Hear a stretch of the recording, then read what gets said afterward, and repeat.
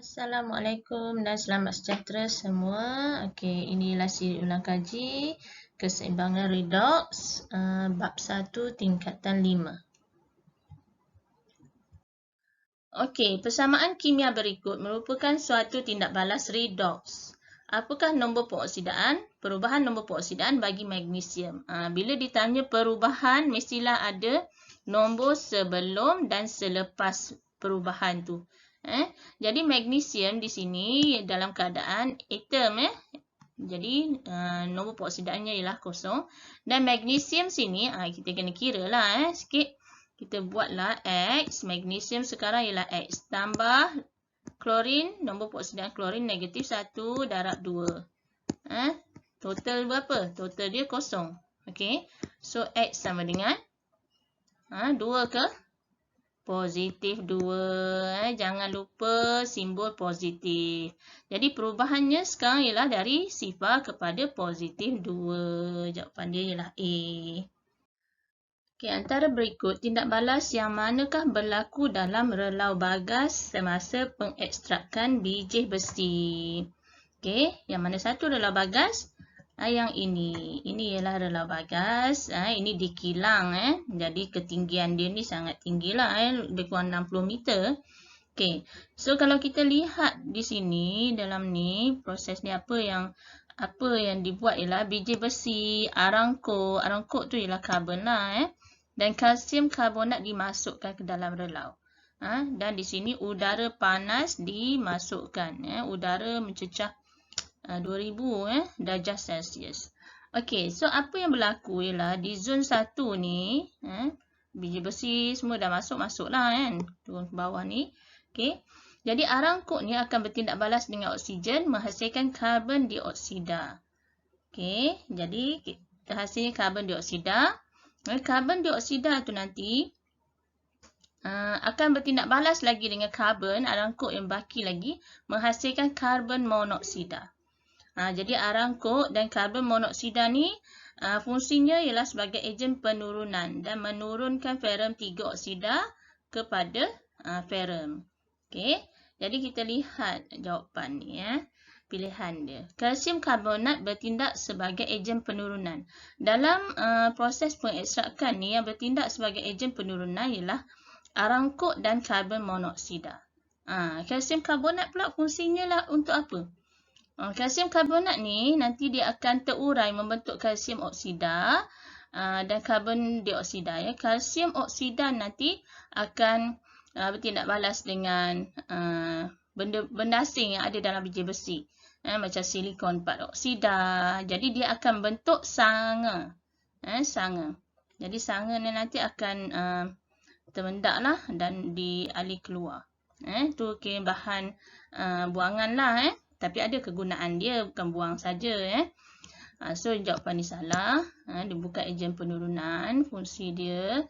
Okey, biji besi bertindak sebagai ejen pengoksidaan. Jadi kalau kita lihat sini, proses pengekstrakan biji besinya asalnya ialah ferrum 3 oksida. Nanti ferrum 3 oksida akan diturunkan menjadi ferrum. Jadi ferrum 3 oksida ni biji besi lah mengalami proses penurunan. Jadi betul lah biji besi bertindak sebagai ejen pengoksidaan. Okey, yang ketiga, karbon dioksida dioksidakan oleh kok kepada arangkok lah kepada karbon monoksida. Dia bukan dioksidakan, dia memang bertindak balas menghasilkan karbon monoksida tapi dia bukan dioksidakan. Okey. Arangkok menurunkan biji besi kepada besi. Ya, betul. Proses penurunan kan. Biji besi ni mengalami proses penurunan. So, pilihan yang betul ialah 2 dan 3. 2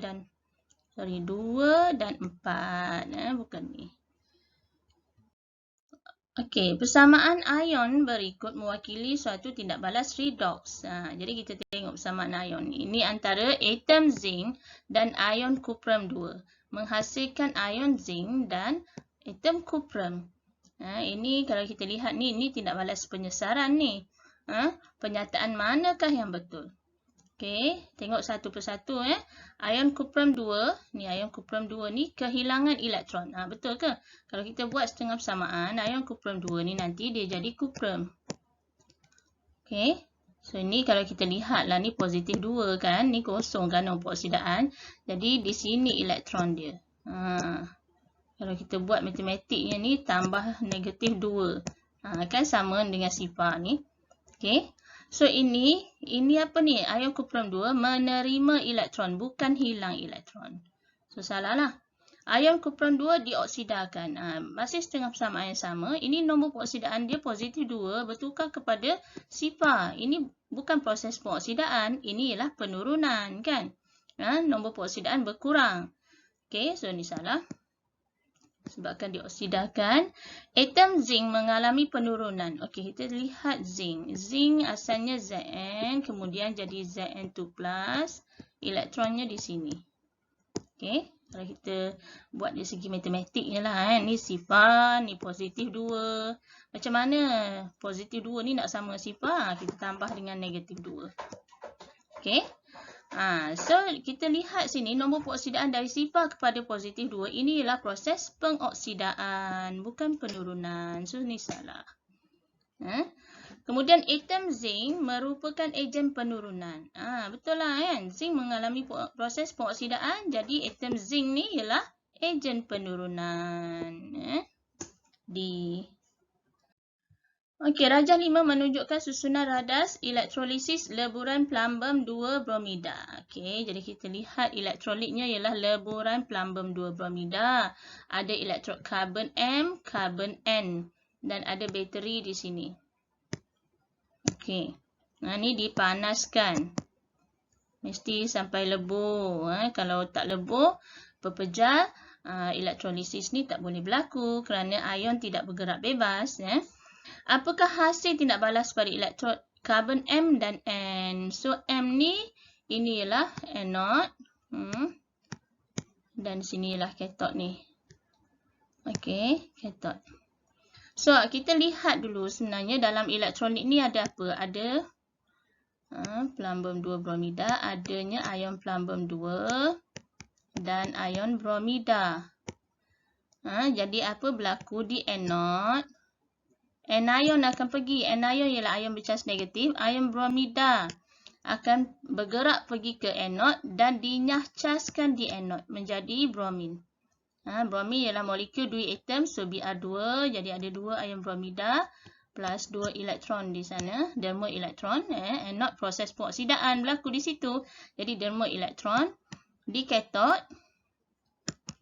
Hanya satu ion je ada, ion plumbum 2. Ion plumbum 2 akan bergerak ke kathod dan dinyahcas membentuk plumbum. Nanti jadi di kathod ni kita akan nampak ni pepejal berwarna kelabu terenap di kathod. Di anode pula kita akan nampak gelembung-gelembung gas berwarna kuning gitu. Terbebas di anode. Okey, jadi apakah hasil? Kita rujuk ni je lah. Bromin dengan plumbum ni. Di anode ialah bromin. Anode ialah mana? M. M ni ialah anode. Anode ialah bromin. Yang ni. Di kathod ialah plumbum D. Rajah 6 menunjukkan elektrolisis larutan argentum klorida. Okey. So, kita menggunakan elektrod platinum. Nampak ni? Elektrod platinum selain daripada elektrod karbon adalah elektrod lengai. Maksudnya elektrod tu sendiri tidak mengambil bahagian dalam tindak balas. Okey, menggunakan elektrolit dia larutan argentum klorida. Jadi kita ada ion argentum, ion klorida dan bila sebut larutan maksudnya kita ada air, ion hidrogen dan ion hidroksida. Okey, setengah persamaan manakah mewakili tindak balas di anode dan kathod? Kalau anode, ion negatif akan bergerak ke anode. Bergerak, dua-dua ion bergerak. Ion klorida, ion hidroksida. Tapi kalau ditanya ion mana yang dipilih untuk dinyahcas, tu baru satu. Jadi ion yang akan dipilih, ini mestilah dilihat berdasarkan siri keupayaan elektrod piawai. Ion yang akan dipilih untuk dinyahcas. Okey. Oh ya, ini tengok kemolaran dia. Ni pekat ni. Ni halogen, klorin ni halogen, ni pekat, lebih daripada 0.5 mol per desimeter padu. Jadi ion klorida akan dipilih untuk dinyah cas. Okey. Jadi kalau ion klorida Cl- akan jadi Cl lah. Plus E, tapi klorin molekul 2 atom, so setengah persamaan jadi macam tu. Di katot antara ion argentum dan ion hidrogen, dalam merujuk pada siri kupaian elektrod piawai yang akan dinyah cas ialah ion argentum. Jadi Ag ion, Ag ialah Ag plus ion, Ag plus tambah E dia akan jadi Ag. So itu di anode Ag, di katot Ag, dan klorin, ion klorin ni B. Okey. Rajah 7 menunjukkan paku besi yang dililit dengan logam yang berlainan dimasukkan ke dalam tabung uji yang mengandungi campuran agar-agar, larutan kalium heksacyanoferat 3 dan phenolphthalein. Ni lihat larutan kalium heksacyanoferat 3 ni, ejaan dia tu perlulah betul, phenolphthalein. Apa tujuan kita memasukkan larutan kalium heksacyanoferat 3?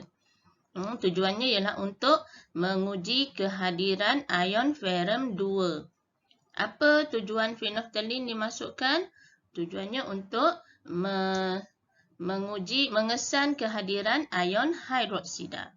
Okey, kita boleh lihat buku teks, sebenarnya dia eksperimen ni, buku teks, muka surat 55. Okey, kita pun tengok, baca betul-betul rajah 7 ni. Rajah 7 tabung uji P, paku besi, mesti label dia paku besi, jangan paku saja, dililit dengan stannum. Paku besi tabung uji Q, paku besi dililit dengan zinc. Tabung uji R, paku besi dililit dengan magnesium. Tabung uji S, paku besi dililit dengan kuprum. Okay. Kalau kita buat eksperimen ni, first step dia, mestilah semua ni paku besi, ada 4 paku besi, kepingan stannum, zinc, magnesium, kuprum ni mestilah step pertama dia dibersihkan menggunakan kertas pasir. Okey, jadi selepas sehari, nampak dalam step pun nanti mesti sebut selepas dibiarkan, radas dibiarkan selama 1 hari. Selepas sehari, larutan dalam tabung uji mana bertukar menjadi biru.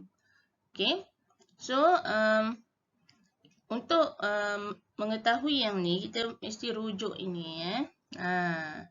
Okey, kecenderungan atom untuk melepaskan elektron.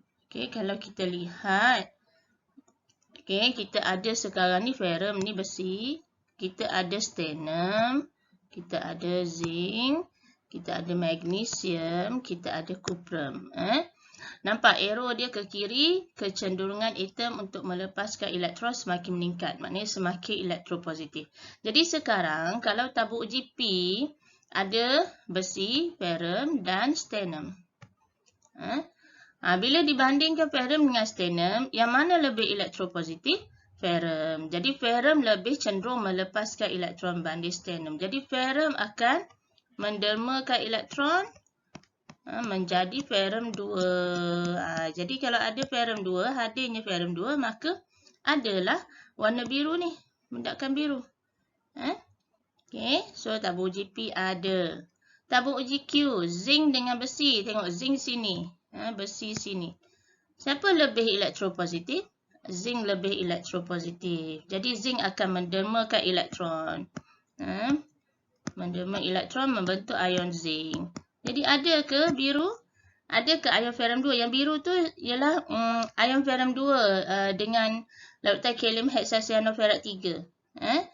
Tiada ion ferrum 2, ada ion zinc. Jadi tidak ada warna biru. Tabung uji R, magnesium dengan ferrum. Juga tiada warna biru. Kerana apa? Magnesium yang lebih elektropositif. Jadi magnesium yang akan mendermakan elektron. Jadi ferrum selamatlah daripada berkarat kan. Okey, tabung uji S. Paku besi dengan kuprum. So, jika dibandingkan dua ni, siapa yang lebih elektropositif? Ferrum. Jadi, ferrum akan mendermakan elektron membentuk ion ferrum 2. Jadi, adanya ion ferrum 2 di tabung uji P dan tabung uji S. Jadi, P dan S 1 dan 4. B jawapannya. Okey, rajah 8 menunjukkan susunan radas bagi suatu sel kimia. Jadi kita pun tengok rajah ni betul-betul. Ini ialah sel apa ni? Sel kimia ada banyak jenis. Ada sel ringkas. Ini ialah sel Daniell. Kenapa? Sebab kita ada menggunakan 2 buah bika dan kita ada titian garam ni. Titian garam. Okey, jadi kita ada logam ferrum dan logam cuprum sebagai elektrodnya. Hitungkan nilai E0 bagi sel kimia tersebut jika E0 bagi 2 sel setengah adalah seperti berikut. Jadi dia dah bagi nilai E0. Kita menggunakan formula ni.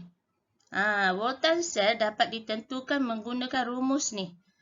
E0 terminal negatif, positif tolak E0 terminal negatif. Atau E0 kathod tolak E0 anode. Jadi kita kena tahulah antara ferrum dengan cuprum ni yang mana yang terminal negatif, mana terminal positif. So berdasarkan nilai E0 ni, negatif 0.44, positif 0.34, kita dapati nilai E0 bagi ferrum ialah lebih negatif. Jadi kalau nilai E0 ferrum negatif, ferrum akan jadi terminal negatif. Ni terminal negatif. Ferrum akan derma elektron. Jadi elektron akan bergerak dari ferrum ke cuprum melalui litar luar. Okay. Jadi cuprum akan jadi terminal positif. Okay. Ferrum terminal negatif, derma elektron, sini ialah anode, proses peoksidaan berlaku, derma elektron. Cuprum positif, terima elektron, sini ialah kathod. Proses penurunan berlaku. Okey, jadi kita tengok.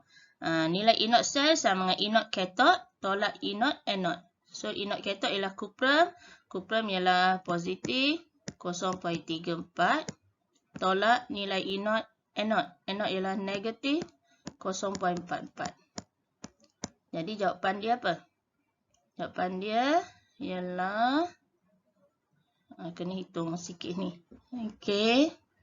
0.34 tolak 0.44. Ni jadi tambah.